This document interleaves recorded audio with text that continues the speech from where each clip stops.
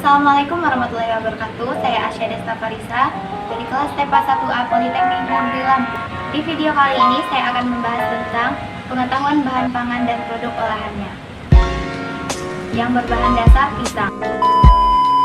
Pisang awal mulanya ditemukan di daerah India dan menyebar luas dalam benua Afrika melalui pedagang Arab. Beberapa tahun setelah itu, bibit pisang dibawa oleh pelaut Portugis ke benua Amerika dan penyebarluasannya berlangsung secara terus-menerus. Pisang memiliki sangat banyak kandungan dan manfaat bagi tubuh. Beberapa kandungan pisang yaitu karbohidrat, protein, serat, kalium, vitamin A, vitamin B, vitamin C, dan mangan. Manfaat pisang bagi tubuh yaitu pertama sebagai sumber energi, yang kedua menjaga kesehatan jantung dan pembuluh darah, yang ketiga mencegah kerusakan sel dan jaringan tubuh, yang keempat mengurangi risiko penyakit ginjal, terus yang kelima mengurangi mual saat hamil, juga yang keenam menjaga kesehatan saluran cerna, yang ketujuh menurunkan berat badan, dan yang kedelapan meredakan pegal lambung, dan masih banyak lagi manfaat dari buah pisang. Penanganan pisang pasca panen sangatlah sederhana. Yang pertama yaitu grading dan sortasi.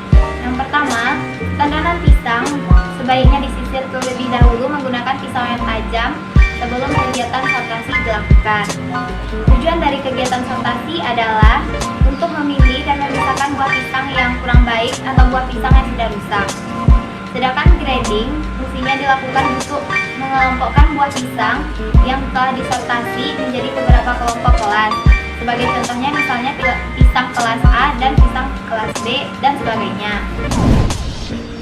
Yang kedua, pemeraman. Dengan pemeraman, buah pisang biasanya matang dalam waktu yang relatif pendek, sekitar 2-4 hari tergantung cara yang digunakan untuk pemeraman. Yang ketiga, penyimpanan. Penyimpanan buah pisang pada umumnya adalah untuk menghambat proses enzimitas dan menghambat terjadinya proses respirasi dan transpirasi. Sehingga dengan cara ini daya simpan buah pisang akan lebih lama dan kualitas buah dapat terjaga lebih baik. Penyimpanan bertujuan untuk mengatasi kerusakan buah akibat proses pemasaran yang sedikit lambat atau lama. Kimia. Buah pisang adalah bahan pangan yang bergizi dengan kandungan karbohidrat, vitamin C, mineral atau potasium, magnesium, fosfor, kalsium, sodium, serta zat besi. Karakteristik sensoris. Yang pertama, tingkat kesukaan. Lanjut. Karakteristik sensoris. Yang pertama, tingkat kesukaan warna merupakan atribut penting yang berperan dalam penentuan tingkat penerimaan suatu makanan. Pisang identik dengan warna kuning, namun ada juga pisang yang sudah matang tetapi berwarna hijau.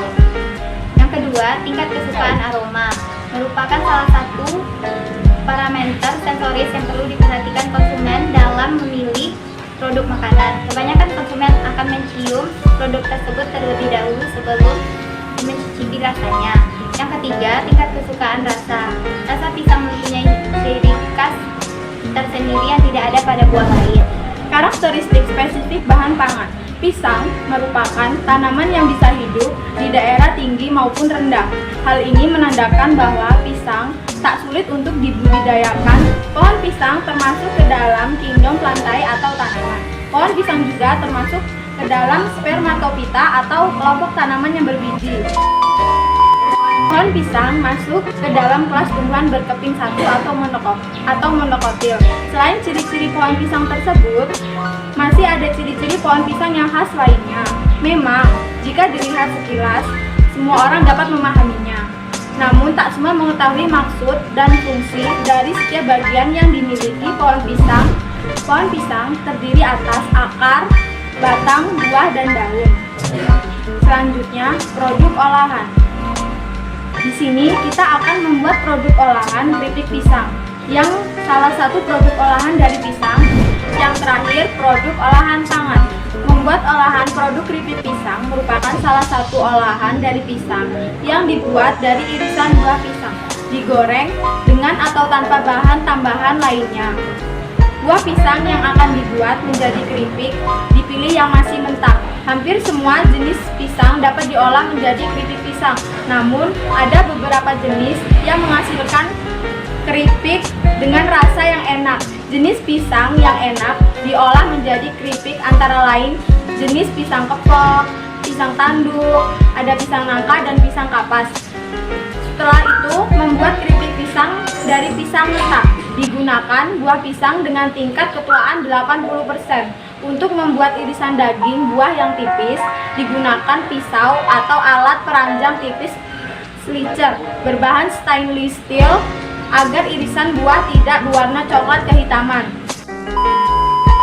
Alat yang digunakan adalah pisau stainless steel, alat pengiris ketebalan keripik, baskom, dan wajan. Adapun proses pengolahan keripik pisang adalah sebagai berikut. Yang pertama, pisang yang digunakan adalah pisang dengan tingkat ketuaan 80%. Dipilih yang sehat dan bagus, kemudian dikupas dan diiris dengan ketebalan 1,5 mm.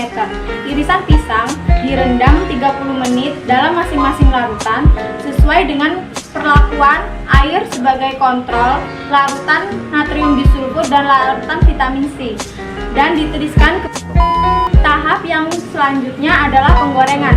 Selama penggorengan dilakukan pengadukan secara perlahan.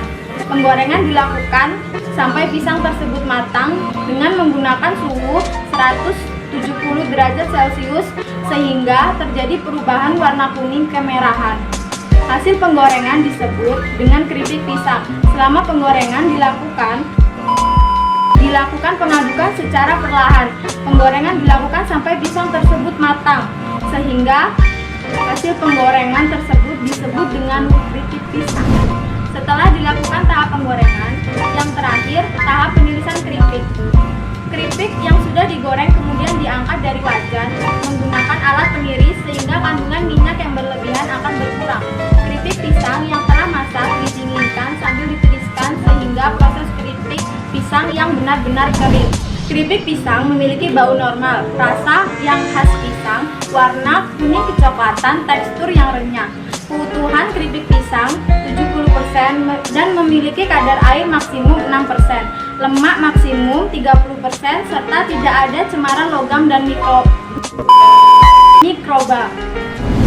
Sekian penjelasan dari kelompok kami. Jika ada kesalahan kami mohon maaf. Wassalamualaikum warahmatullahi wabarakatuh.